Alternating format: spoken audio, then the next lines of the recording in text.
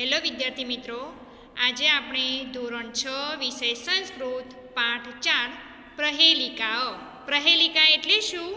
ઉખાણા.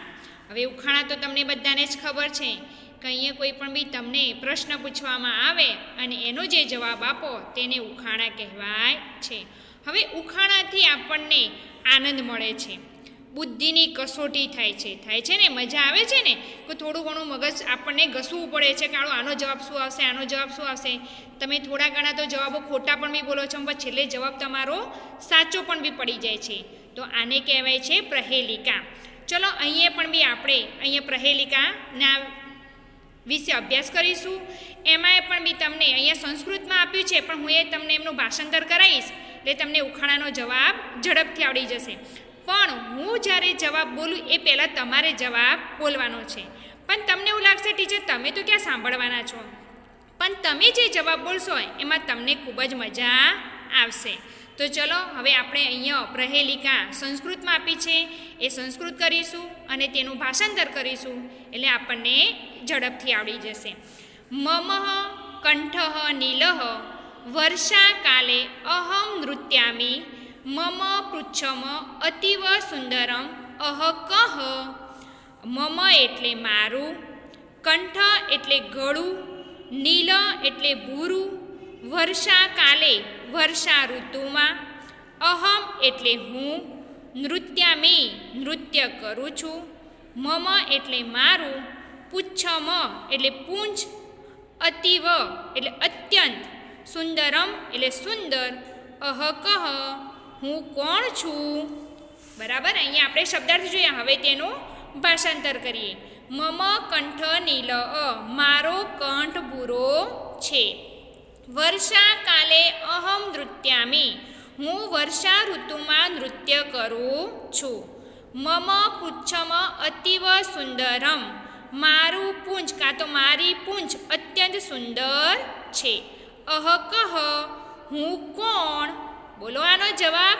અહીંયા તો ચિત્ર આપ્યા છે એટલે તો તમને ઝડપથી આવડી જવાનું જ છે, તો પણ બી તમારે બોલવાનું છે. હવે તમને ખબર છે કે અહીંયા તો ચિત્ર આપી છે મોર, પણ હવે મોરને સંસ્કૃતમાં શું કહેવાય? તો મયુર. બરાબર, અહીંયા તમને ખબર પડી ગઈ ને. મમ કંઠ નીલ એટલે મારો કંઠ ભૂરો છે. વર્ષાકાલે અહમ નૃત્યામી, હું વર્ષા ઋતુમાં નૃત્ય કરું છું. ચોમાસું આવે એટલે વર્ષા શું કરે છે? નાચે છે. મમ પુચ્છમ અતિવ સુંદરમ, મારા પીછા ખૂબ જ સુંદર છે. અહ કહ હું કોણ છું. બરાબર, એનો જવાબ આવી ગયો. ચલો હવે શ્લોક નંબર 2 કાં તો ઉખાણા નંબર 2. અહમ છાયામી દદામી, અહમ ફલમ દદામી, અહમ પુષ્પમ અપી દદામી, અહ કહ. હવે અહીંયા આપણે થોડા શબ્દાર્થ જોઈશું, પછી આપણે ભાષાંતર કરીશું. છાયા એટલે છાંયડો આપે તે, દદામી એટલે આપે છે. ફલમ એટલે ફળ, પુષ્પમ એટલે ફૂલ, અપી એટલે પણ, દદામી એટલે આપું છું. અહમ છાયા દદામી, હું છાંયડો આપું છું. અહમ ફલમ દદામી, હું ફળ આપું છું. અહમ પુષ્પમ અપી દદામી, હું ફૂલ પણ આપું છું કાં તો હું પુષ્પ પણ આપું છું. અહ કહ હું કોણ. બોલો તેનો જવાબ. એનો જવાબ આપશે વૃક્ષ. વૃક્ષ એટલે ઝાડ કાં તો વૃક્ષ. ચલો પ્રહેલિકા નંબર 3. અહમ હિમાલયે વસામી, અહમ ગંગા ધારયામી, મમ નેત્રત્રયમ અસ્તિ, અહ કહ. અહીંયા આપેલું છે અહમ એટલે હું, હિમાલય એટલે હિમાલય, વસામી એટલે રહું છું. ગંગા એટલે ગંગાને, ધારયામી ધારણ કરું છું. મમ એટલે મારું, નેત્રત્રયમ એટલે 3 નેત્રો, અસ્તિ એટલે છે, અહ કહ હું કોણ છું. તો અહમ હિમાલયે વસામી, હું હિમાલયમાં રહું છું. અહમ ગંગા ધારયામી, હું ગંગાને ધારણ કરું છું. મમ નેત્રત્રયમ અસ્તિ, મારે 3 નેત્રો છે કાં તો મારે 3 આંખો છે. અહમ કહ હું કોણ. ચલો તેનો જવાબ પણ બી ચિત્ર સાથે આપેલો છે.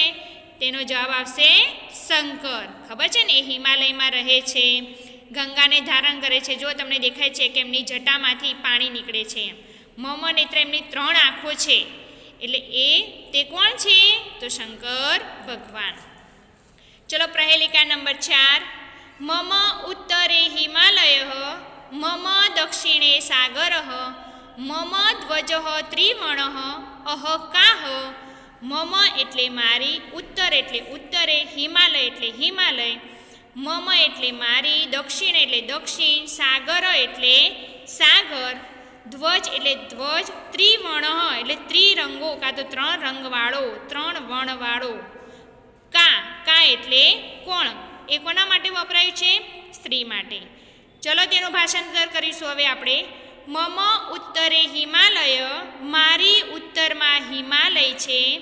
મમ દક્ષિણે સાગર, મારી દક્ષિણમાં સાગર છે. મમ ધ્વજ ત્રિવર્ણ, મારો ધ્વજ ત્રિરંગો છે. અહ કા, હું કોણ છું? તો તમને ચિત્ર દેખાય છે ને, તે કોણ છે? ભારત માતા. એને સંસ્કૃતમાં પણ બી ભારત માતા કહેવાય છે અને ગુજરાતીમાં પણ બી ભારત માતા કહેવાય છે. બરાબર ને? આ બધા તમને આવડી ગયા. ચલો હવે છેલ્લો છે આપણા માટે ઉખાણું, બધાને આવડવું જોઈએ. જો કે તમને ચિત્રો આપ્યા છે એટલે જવાબ તો બધાને ઝડપથી આવડી જાય છે. અહમ પુસ્તકાલયે વસામી, અહમ જ્ઞાનમ દદામી, અહમ લોકમિત્રમ અસ્મિ, અહ કિમ. અહમ એટલે હું, પુસ્તકાલયે, પુસ્તકાલય એટલે પુસ્તકાલયમાં, વસામી એટલે રહું છું, જ્ઞાનમ એટલે જ્ઞાન, દદામી એટલે આપું છું, લોકમિત્રમ લોકોનો મિત્ર, અસ્મિ એટલે છું, અહ કિમ અહમ એટલે હું, કિમ એટલે કોણ. અહમ પુસ્તકાલયે વસામી, હું પુસ્તકાલયમાં રહું છું. અહમ જ્ઞાનમ દદામી, હું જ્ઞાન આપું છું. અહમ લોકમિત્રમ અસ્મિ, હું લોકોનો મિત્ર છું. અહમ કિમ, હું કોણ છું? બોલો તેનો જવાબ. એ તો તમારી પાસે જ હોય છે, તમે સ્કૂલમાં લઈને આવો છો ને બધા. શું લઈને આવો છો? પુસ્તકમ. પુસ્તકમ એટલે પુસ્તક. તો તમે બેગમાં લઈને આવો છો, ચોપડી લઈને આવો, ચોપડા લઈને આવો છો, સ્વાપુથી લઈને આવો છો. તે આપણા પુસ્તકાલયમાં રહે છે, જ્ઞાન આપે છે. જ્ઞાન આપે છે ને, લોકોનો મિત્ર છે એટલે આપણા બધાનો મિત્ર કોણ છે?